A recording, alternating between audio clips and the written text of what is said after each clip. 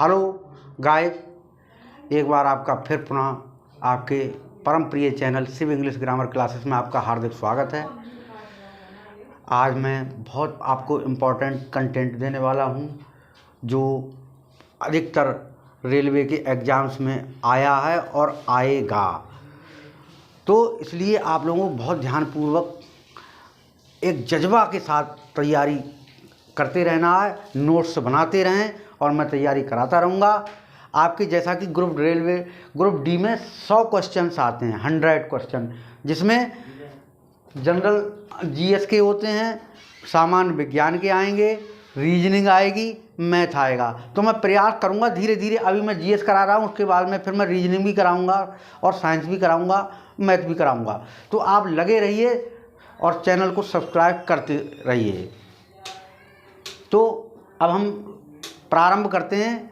आज अपने जो महत्वपूर्ण क्वेश्चंस हैं उसमें पहली चीज़, केवल जो भारत की चीज़ें हैं वो मैं बता रहा हूँ। भारत में सबसे प्रथम भारतीय ग्रीन पार्सल रेलगाड़ी, जो ग्रीन पार्सल रेलगाड़ी थी वो कब चली और कहाँ से चली, इसके बारे में आप समझिए। ये चली है मई 2000 से ग्रीन पार्सल रेलगाड़ी, और ये विजयनगर आंध्र प्रदेश से चली है।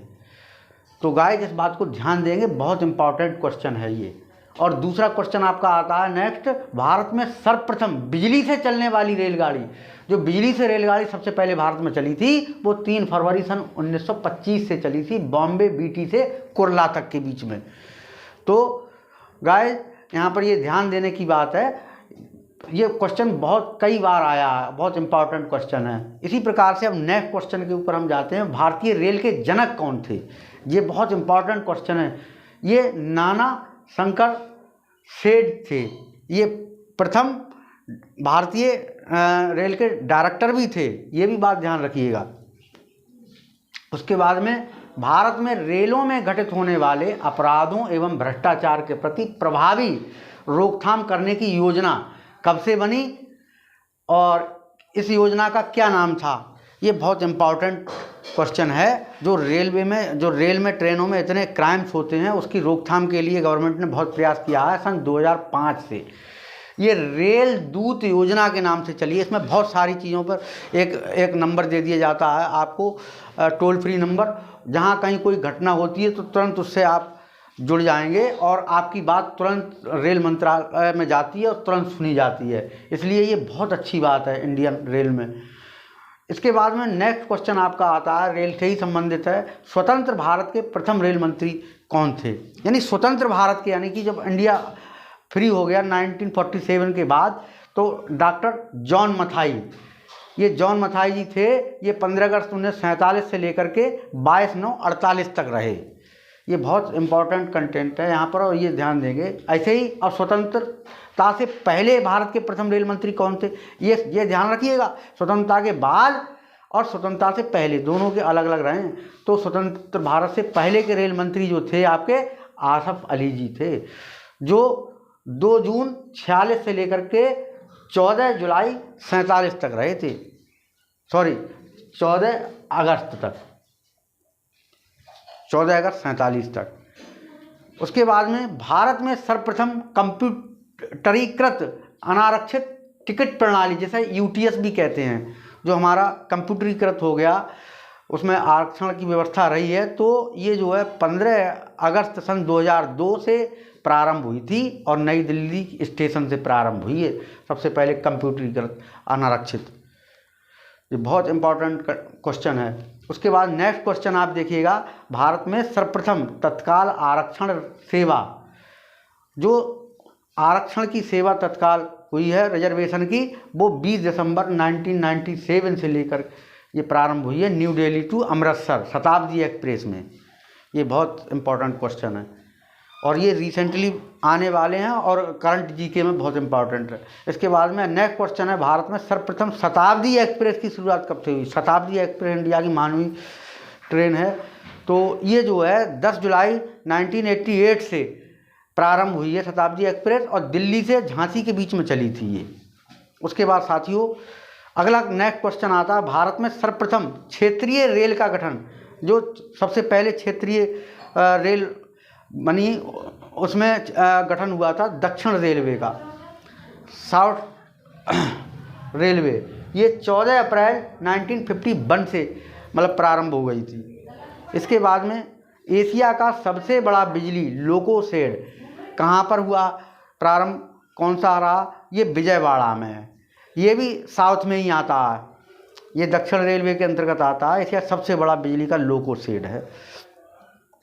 तो इंडिया में ऐसी ऐसी चीज़ें हैं जिसकी आप कल्पना नहीं करेंगे। बहुत अच्छा कंट्री है और रेलवे का बहुत ज़्यादा विस्तार है, सबसे बड़ा संगठन है और रेल की नौकरी करना बहुत फ़ख्र की बात होती है साथियों। तो अगर आप अपना उद्देश्य, आपने टारगेट साइन कर लिया है तो आपका ज़रूर सिलेक्शन होगा, लेकिन आप लगे रहें। अभी जो आपकी मेहनत है वो रंग लाएगी। अगर आपके अंदर दृढ़ इच्छा शक्ति है तो आपको सफलता अवश्य मिलेगी। इसी से संबंधित मैं 1-2 मिनट में अपनी बात कहता हूँ। एक बालक था, छोटा सा बालक था, उसने अपने मन में एक दृढ़ इच्छा प्रकट की, सुना था तो उसने कहा कि मैं भगवान को ज़रूर अपने पास साक्षात में बुलाऊंगा, कुछ भी हो उनका साक्षात्कार करूंगा। तो इसके लिए वो चुपचाप रात के अंधेरे में घर से निकल जाता है और निकलने के बाद कहीं जंगल में एक बरगद के पेड़ के नीचे बैठ जाता है और वो वहीं पर तपस्या करने लगता है और घूमने लगता है, परिक्रमा लगाता है। और संयोग से उधर से नारद जी जा रहे थे गुजर के, तो उन्होंने देखा अरे ये बच्चा रात में परिक्रमा कर रहा है पूरी रात। तो तुरंत जाते हैं, बोले आप क्या चाहते हो बच्चे? बोले मैं ये चाहता हूँ कि भगवान मतलब यहाँ पर आएँ और मुझे दर्शन दें। बोले अरे तुम तो बेवकूफ़ों जैसी बात करते हो, भगवान ऐसे सबको थोड़ी मिल जाते हैं।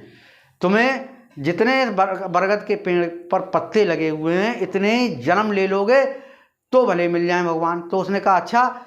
तो बोले आप मेरी भगवान से ज़रूर बात कहना जा करके, तो मैं ऐसे ही लगाता रहूँगा परिक्रमा। तो उन्होंने कहा ठीक है। और वो जो हैं नारद जी वहीं जाते हैं जब स्वर्गलोक में, तो भगवान से, विष्णु जी से बात करते हैं, कहते हैं कि एक आपका भक्त है, बच्चा है और वो परिक्रमा लगाए पड़ा है और वो कह रहा है कि भगवान प्रभु ज़रूर मिलेंगे, इस टाइप की बातें कह रहा है। और वो मैंने उसे समझाया, नहीं माना। तो उन्होंने अपनी जब दिव्य दृष्टि से देखा तो वास्तव में बच्चा कह रहा प्रभु जी ज़रूर मिलेंगे, ज़रूर मिलेंगे। जब ये कह दी कि ना इतने जन्मों के बाद मिलेंगे, तो उन्होंने कहा ज़रूर मिलेंगे। तो वो लगातार परिक्रमा कर रहा था। उसी बीच में फिर भगवान को आना पड़ा और आकर के उनको दर्शन दिए इस बच्चे को, कहा कि बेटा रुक जाओ। फिर वो बच्चा वहीं पर उनको प्रणाम करता है।